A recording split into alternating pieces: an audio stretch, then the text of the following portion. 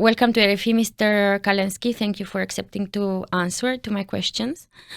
Would you please explain to our audience how does the hybrid CoE work? Right. Thank you for the invitation. Well, the Hybrid CoE is an international organization consisting of participating states that are either EU member states or NATO allies. So we have currently 36 participating states, all of the EU and NATO members. And our mission is to help them understand and counter all kinds of hybrid threats. The way we are doing it is through several different products, you could say. So first we publish reports where we try to raise the level of knowledge about a particular phenomenon. Secondly, we organize events where we connect the people who are working on the same topic and they can exchange the best practices, what works in Romania, what works in Luxembourg, what works in the United States. And finally, we conduct trainings and exercises. So this is sort of a capacity building. We, for example, arrive to a capital and we train 30, 40, 50 civil servants in a country on a particular phenomenon, be it preventing election interference or countering disinformation campaigns or deterrence or any other of the trainings we might have. So that's in a nutshell how we Have work. You trained all your, let's say, 36 members? So I will not be able to tell you precisely how many countries we trained recently. This is my colleagues in international relations, they will be keeping the statistics, but this depends on the demand from the participating states. So like every year we send out our training catalog. We tell our participating states what are the trainings we are offering. I used to be in charge, for example, of the preventing election interference training until 18 months ago. And we would make a list of the countries that are about to have elections, and we will be sending out an announcement in the year before. So next year you have elections. Would you consider an election training? So this is how we usually approach this. I understand. And which are the weapons used? Let's describe a bit the weapons used in hybrid war. And what you've seen in the countries, in the member countries lately, in the latest years. Mm-hmm. Well, my focus is on disinformation, so I will not tell you very much, for example, about the packages that are blowing up on the planes, which is quite worrying in my opinion, but this is not something that I focus on in much detail. Other colleagues are focusing, for example, on economic pressure, and I think that's also quite a big topic. The critical infrastructure, like we had recently these incidents of the internet cables being cut in the Baltic Sea. This is definitely something that is quite interesting recently, but my main focus is on disinformation. I guess the objective of that has not changed very much, but this is for a very good reasons. I mean, any kind of communication campaign, be it a positive one or a negative one, works better if you are consistent, if you deliver the message over and over and over again. And the disinformers have several key objectives, the primary of them probably being undermining the support for Ukraine. So it will be about discrediting Ukraine as a state, about discrediting the actors who are supporting Ukraine. It will be apologizing of the Russian crimes there. But you could go, that will be like the strategic grand objective. But obviously, you can have some tactical objectives that can help you to achieve this strategic objective. So supporting the political actors who will be advocating the same course of action, like let's stop supporting Ukraine, then Russia will be trying to support them. Russia will be trying to boost their chances. So this will be a tactical goal that will help them to achieve the more strategic goal. And obviously, we see a lot of that across Europe, not just Europe, I mean, on the other side of the Atlantic Ocean as well. So you could see a lot of that. And you can see, again, an even more long-term goal, but which, again, supports this strategic goal, how to facilitate Russia's aggression, which is undermining the societies in the Euro-Atlantic space. So trying to increase the level of polarization, increase the level of distrust of the audience into their institutions, be it government institutions or be it mainstream media. I mean, when you're a disinformer, you always try to discredit any solid source of information, be it the ministry, be it the Prime Minister's office, or be it local TV or local radio. The more you undermine credible sources of information, the better the chance for the toxic sources of information to succeed. We've had elections in Romania. As the whole world knows, the Constitutional Court annulled the first round of election, and actually now the president has finally spoken the word Russian hybrid aggression.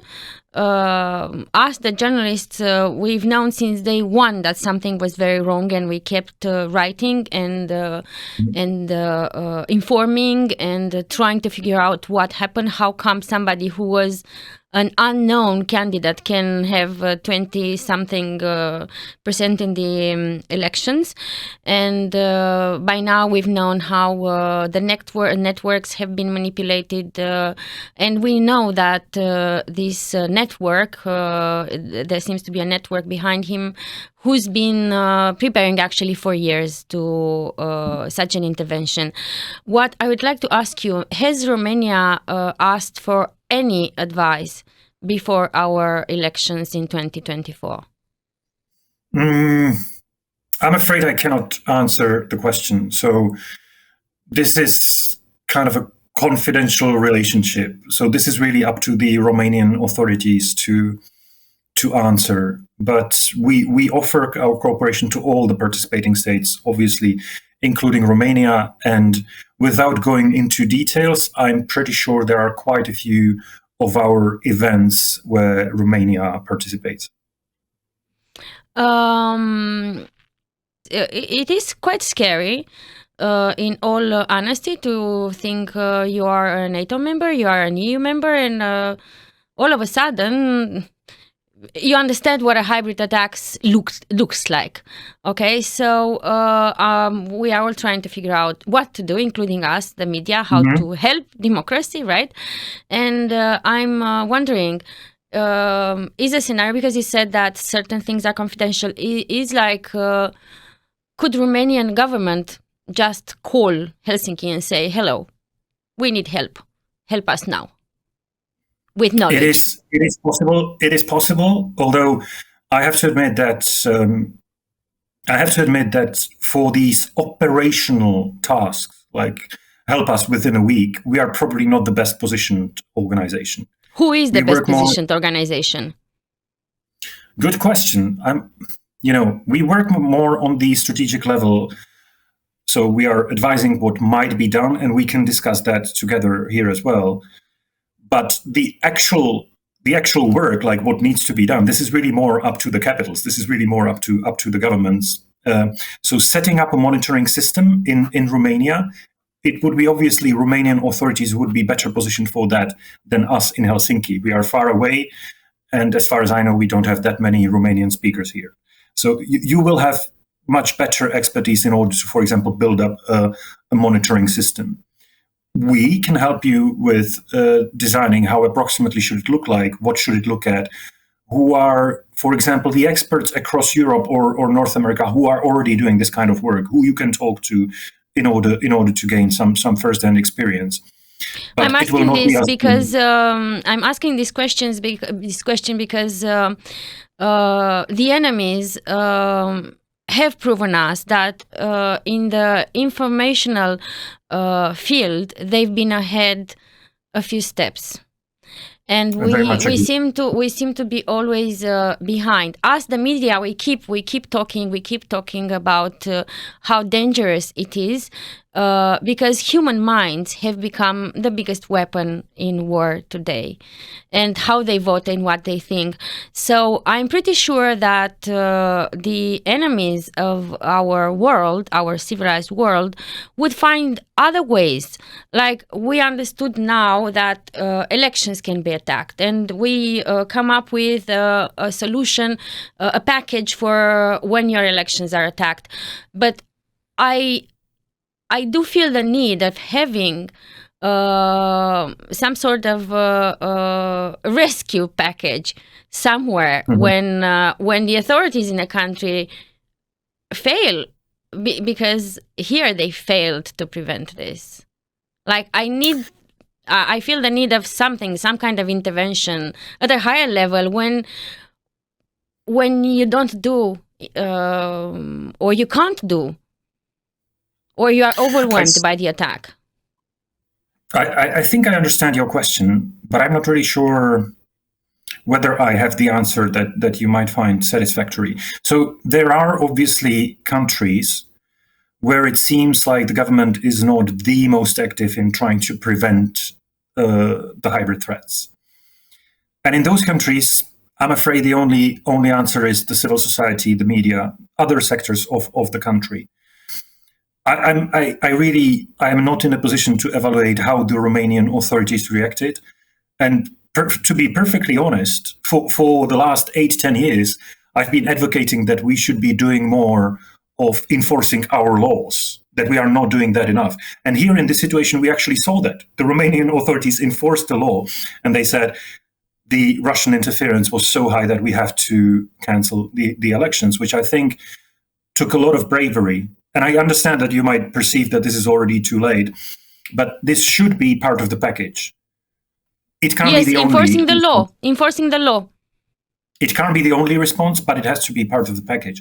But we do have countries where some governments do not even enforce these laws when it comes to hybrid threat actors. And in those countries, it really has to be the civil society and the media to step in. And we've seen it, for example, on the case of Ukraine. Ukrainians in 2013, 2014 faced a situation where they faced an unprecedented information attack, not just the kinetic attack in the east of Ukraine, but also in the information domain. And the government was not exactly helpful at that point. The government had to get rid of some of the more pro-Russian elements. You basically had to rebuild the institutions from the scratch. And it was the civil society that was driving this effort. And I think Ukrainians have shown us that this is an option. I understand it's not ideal, but this is an option in case you have a feeling that the government is not doing enough. But again, I cannot really evaluate Mr. Kalensky, this is my feeling today, and I've been, you pointed something that I've been saying for a few days. I have the feeling that this country's security is right now on the shoulders of the civil society, media, and a few politicians. This is my feeling today. And it seems to be working, as the civil society did pressure for the documentation from the meeting in the presidential palace to be published. And after those documents were published, the Constitutional Court intervened and annulled the elections. So I would like to ask you, which are like the countries where you see the best practices, the best resilience? Who can we look at, for example? I talk frequently about this 4 lines of defense model, that there are 4 different groups of solutions we need to be looking at. And I think in each of these groups, you would find different countries that excel. Tell me the solutions and a few examples. The first line of defense is proper detection and documentation of what is happening in the information space. You could also call it situational awareness, being aware of what is happening there.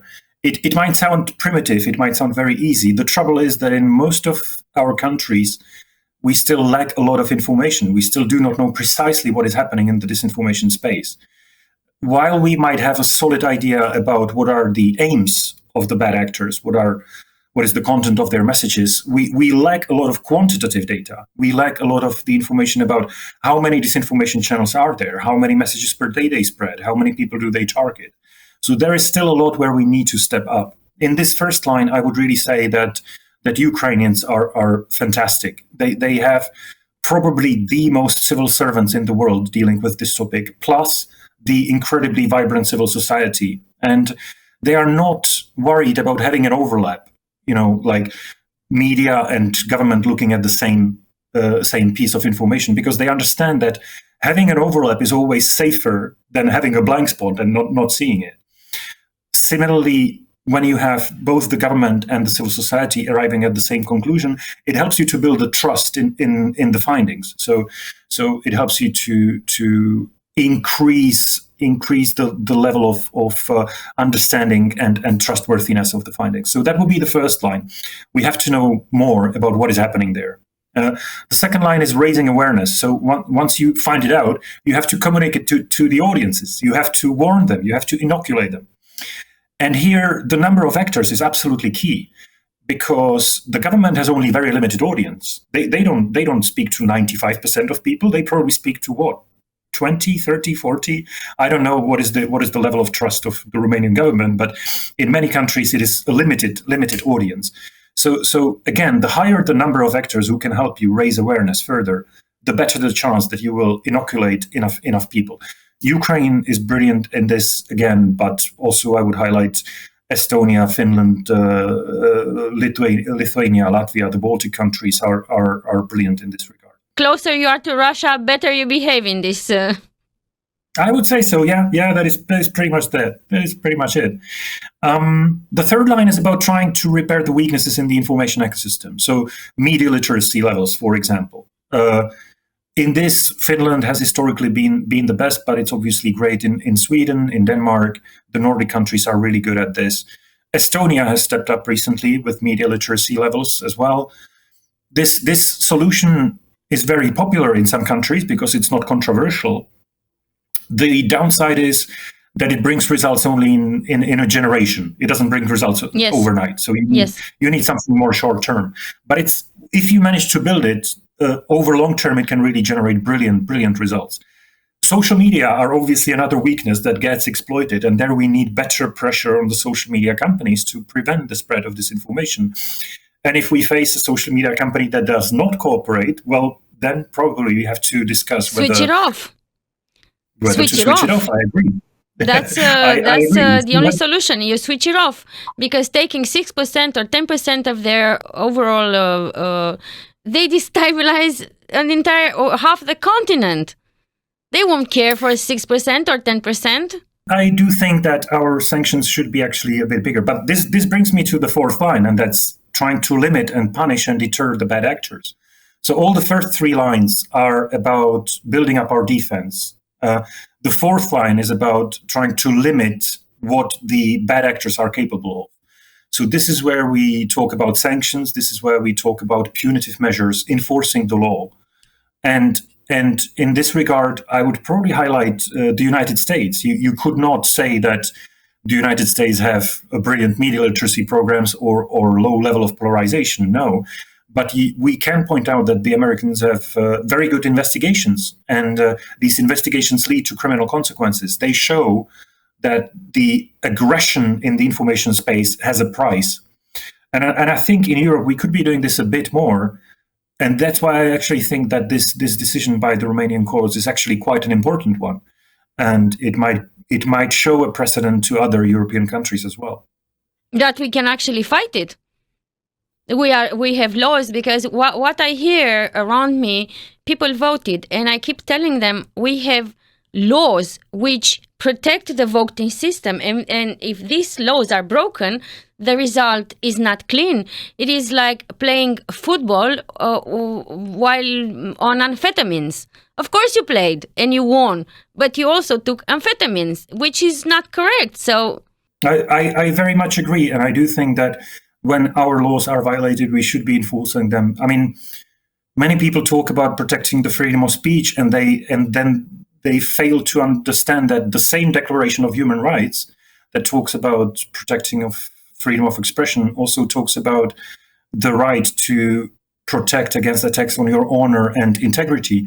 This is like 95% of disinformation campaigns, spreading libel and spreading defamations about somebody else. The same Declaration of Human Rights prohibits this. It doesn't say that the freedom of expression means that I can say that you are a mass murderer. And we have laws in Europe for that. We have loads of laws in Europe precisely for that.